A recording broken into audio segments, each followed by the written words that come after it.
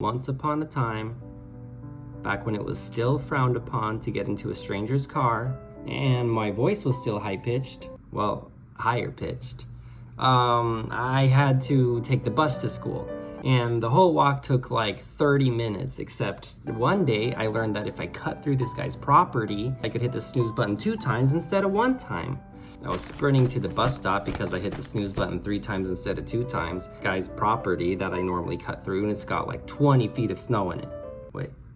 Like 20 inches of snow on it. And so I'm sprinting through this guy's yard as fast as I can, because if I miss the bus, then I gotta go wake my mom. I fell into a manhole. Except I had so many books in my backpack that I didn't even fit in the manhole.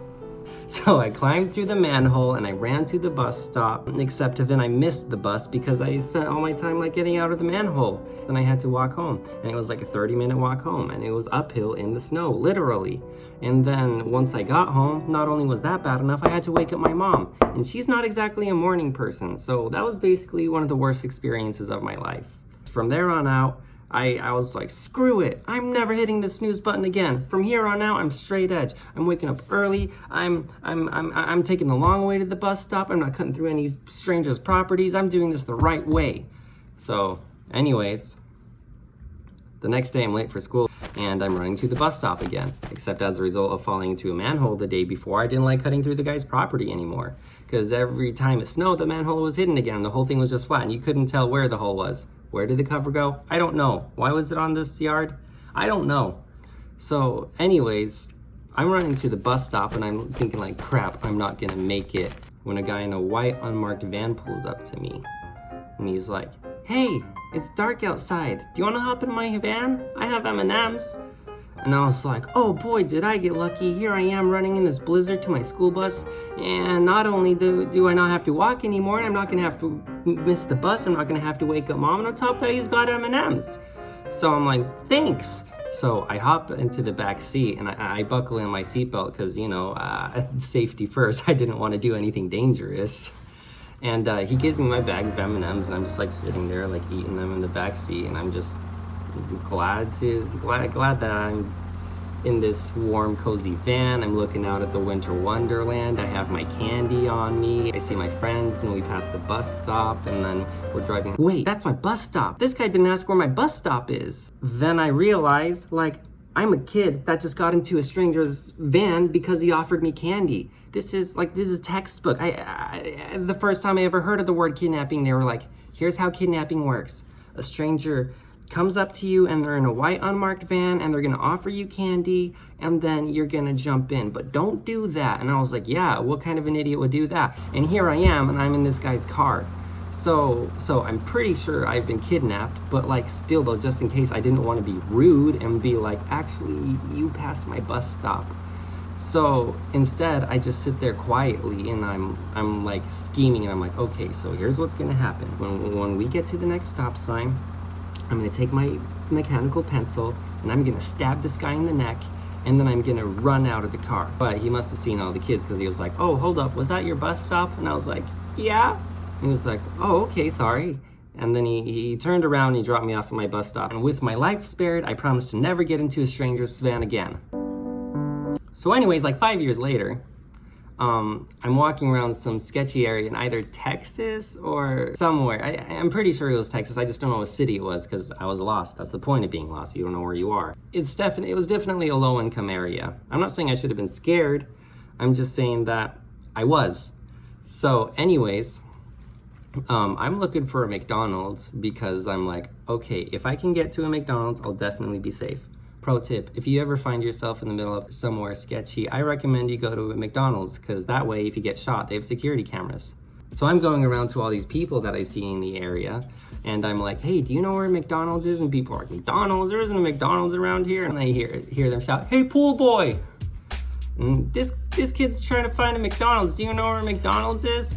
And he's like, McDonald's? There's a DQ a few blocks down. And they're like, Poolboy's gonna be your best bet. I'm thinking, okay, like, I've already been in this situation before. I'm not an idiot. I'm not getting into a stranger's van again. But then I turn around and boy, sitting in front of me, it was the most beautiful, gorgeous purple classic Cadillac, and it had that paint that's like kind of like sparkly, and then like when the sunlight hits it, it's like all sorts of colors, and beautiful cream leather interior. And I'm like, well, it's not a van. He couldn't be a kidnapper. So anyways, I get into the stranger's car again. For the sake of the video, he's gonna be called Poolboy, because he said something about like an 8-ball or something, and so I assumed that he's a pool shark, and that's how he paid for his car. He's like, look, I don't know about no McDonald's, but I know a DQ up the block. And I was like, DQ? And he's like, Dairy Queen. And he proceeded to call me the N-word, despite me being very obviously Caucasian. I was like, oh yeah, I'll go to Dairy Queen. He turns on the stereo, and we're like freestyling in the car. And eventually I was like, what do you do for work? Because I want to figure out how this guy afforded such a good car. And he was like, I'm a street pharmacist. Oh, lower income communities have a much higher risk of mental illness. I think I remember learning that at school. So what I'm guessing is that the government probably created this new street pharmacy thing to help provide medication for these lower income communities, because the government really does care. And then I remember they had to go to college to become a pharmacist. So I'm thinking, okay, does that mean that this guy has his bachelor's degree, or does that mean that he has his master's degree? So I'm trying to figure this thing out, and the guy pulls out his gun, and I'm like, oh my gosh, it's beautiful. I've never seen a gun so pretty before. It's like, it looks like it's chrome or something like that, and the handle's like this beautiful white ivory, and it matches the interior of his car. And I was like, wow, this is so cool. Like, I've never seen a gun this pretty before. And he's like, yeah, you can't be too careful. And I'm like, yeah, for reals, you better not drop this thing or else it'll get scratched.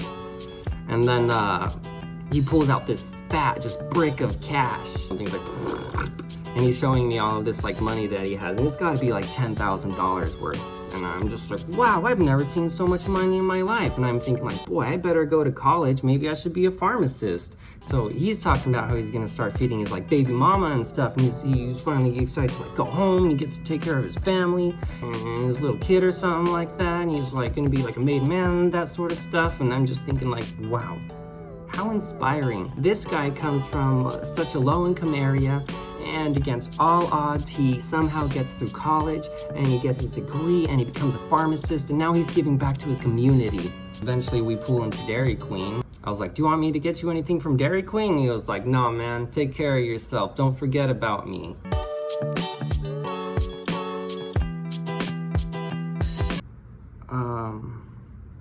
The message, the take home.